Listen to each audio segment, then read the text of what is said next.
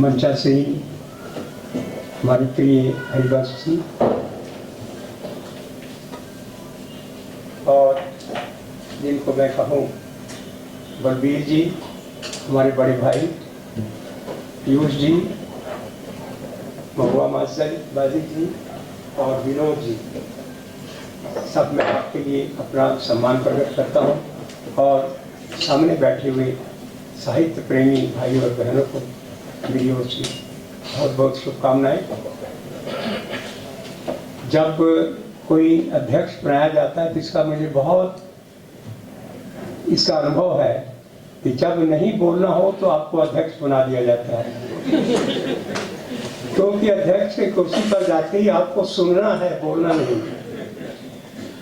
और वास्तव में मेरी आदत होगी कि मैं सुनने को ज़्यादा पसंद करता हूँ, लेकिन यहाँ तो कुछ बोलना पड़ेगा। मेरी ड्यूटी विधानसभा में यही थी और जब लोकसभा में गया तो भी मुझे प्रिजाइडिंग अफसर के रूप में सुनना ही ज़्यादा पड़ता था और मुझे भाषण सुनने में बड़ा आनंद आता। लेकिन आज का ये कार्यक्रम जो बलबीर जी ने हमको, मैं चंडीगढ़ में था, उन्होंने कहा कि मेरी पुस्तक का विमोचन है। मैंने कहा कि मेरे बेटे की तबीयत खराब थी, मैंने कहा कि मैं पहुंचूंगा और मुझे आकर यहाँ पर बहुत खुशी हुई है क्योंकि इनसे मित्रता बहुत पुरानी है। और मुझे इसके पहले कि मैं कुछ बोलूं, इंग्लिश की एक कहावत है कि the wearer best knows where the shoe pinches. जूता पहनने वाला जानता है कि जूता कहाँ काटता। कभी कभी बहुत सुंदर जूता लोग हाथ में पकड़ के चलते हैं, कहते हैं क्या हुआ, कहा कि बहुत काटता। उसी तरह से जो विभाजन का दंश है वही जानता है जो उसका भुक्त होगी। और इस मामले में या तुम्हारे बड़े भाई बलबीर जी या मैं समझता हूँ कि मेरे सामने सरदार जी बैठे हुए हैं, लेकिन वो पाकिस्तान बनने के बाद पैदा हुए होंगे निश्चित। तो मैंने बलबीर जी से कहा कि आपकी एज क्या थी जब पाकिस्तान बना। इन्होंने कहा कि मेरी उम्र 12 साल। मैंने कहा कि मेरी उम्र 7 साल। तो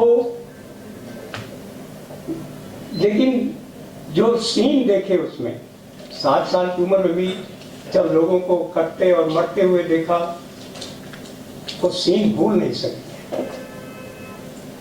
हमारा परिवार तो सुरक्षित होकर चला आया, लेकिन जो मेरी पत्नी है, शादी के बाद पता चला कि वो उसके पिताजी मारे गए और मेरी सास कई वर्षों तक इंतजार करती रही, लेकिन उनका फिर लौट के आना हिंदुस्तान में संभव नहीं हो सका। कहाँ मरे, किस तरह उनका अंतिम संस्कार किया गया होगा, क्या होगा, नोबडी नोज। इसलिए मैंने कहा कि the wearer best knows where the shoe pinches.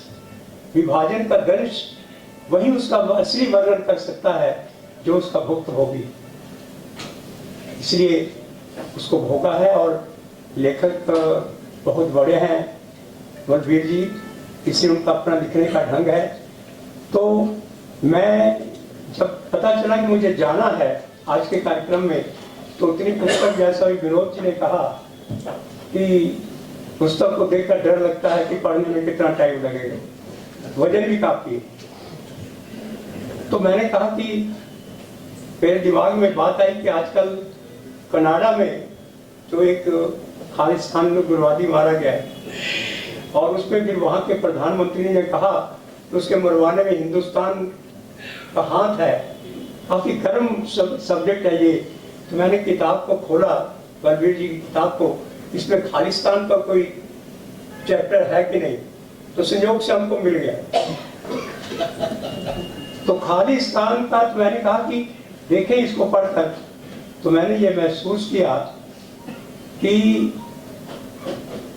बहुत बड़ी प्रॉब्लम आज देश के सामने है, क्योंकि बहुत दूसरे देशों के लोग भी भारत को कहीं ना कहीं तोड़ना चाहते हैं। और जो बलबीर जी ने लिखा है खालिस्तान के बारे में, वो कहते हैं कि कहीं पर भी गुरबानी में या ग्रंथ साहिब में कहीं पंजाब का नाम नहीं है, हिंदुस्तान का नाम है।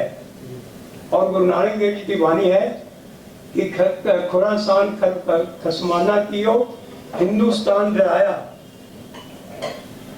और दूसरी पंक्ति है कि कितनी बार कई परमाने की तो शायद आपको पूरी तरह से याद होगा कि खुरासान खसमाना किया हिंदुस्तान डराया, और इतनी मार कई मरवाने की क्या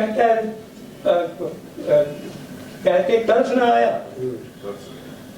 ये कहानी इसकी इस तरह की है कि जब गुरु नानक देव जी प्रचार कर रहे थे, वो तो मानवता का प्रचार करते थे, लेकिन उनके विचारों से बहुत लोग प्रभावित होकर, और उसमें बाबर हमला कर रहा था जब गुरु नानक जी का प्रचार चल रहा था, तो लोगों ने कहा कि अगर आप लगातार कुछ देर तक, वर्षों तक आप शासन करना चाहते हैं तो इस व्यक्ति को पकड़िए, जो प्रचार कर रहा है, भीड़ हो रही है। तो बाबर ने कैद कर लिया गुरु नानक को और जेल में डाल दिया। और जेल में डालने के बाद उनको जिम्मा दिया कि आपको चक्की पीसनी। और हमारी माँ सुनाया करती थी कि चक्की पीसने का काम दिया, तो जाकर किसी ने बाबर को कहा कि आपने जिसको जेल में डाला है उसकी चक्की अपने नहीं पीस रहा है, वो चक्की अपने आप चल रही है।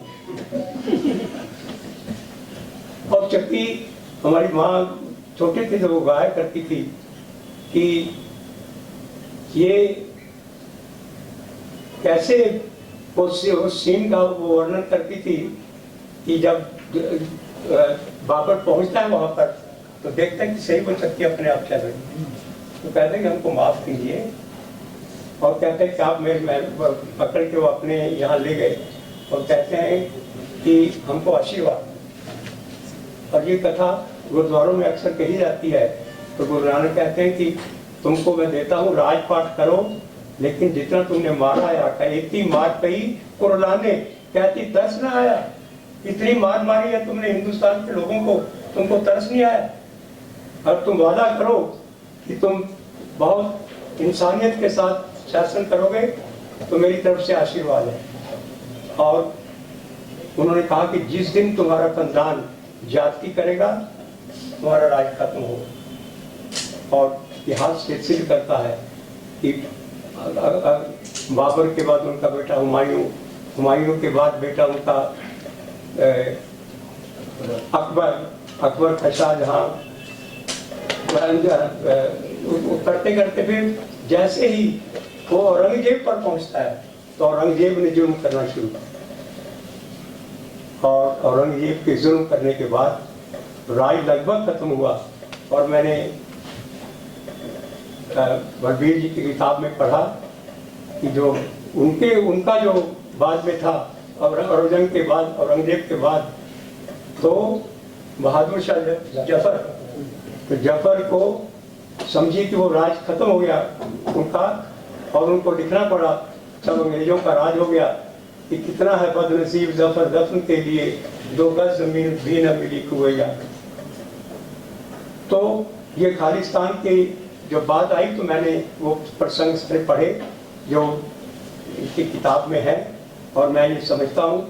और मैं बलबीर से ये भी कहूँगा कि जैसे औरंगजेब ने अपने खानदानी सारे साम्राज्य को ख़त्म कर दिया, जब उसने जुर्म ढाने शुरू किए, तो देश में एक ऐसा वातावरण बने जहाँ पर धार्मिक रूप से एक दूसरे से नफरत न की जाए।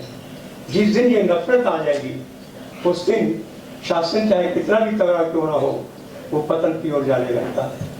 इसलिए मैं बलबीर जी से कहूँगा कि अगली किताब जो आप लिखने वाले हैं, मैं ये भी कहूँगा कि आज के जो कर्णधार हैं जिनके हाथ में शासन की बागडोर है, वो कोशिश करें कि धर्म के नाम पर भेदभाव न किया जाए और ऐसा लगे कि ये देश सबका है। अगर लोग कहते हैं कि ये सनातन धर्म है, तो सनातन धर्म का तो कथन ही है, कयम निजा परो ऐति गन्ना लघु चेत साम उदार चरता नाम अंतु बसता है कुटुंबकम।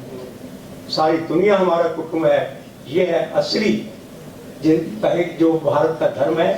तो जो आज के सत्ता में बैठे हुए लोग हैं वो भी ये सोचें कि हमको भी किसी के साथ भेदभाव नहीं करना है, और मानवता के आधार पर देश को आगे बढ़ाना है, तब मैं समझूंगा कि ये देश और आगे बढ़ेगा और अपने मंजिल मकसूद तक पहुंचेगा। और मैं आशा करूंगा कि बलबीर जी की कलम इस पर भी चलेगी।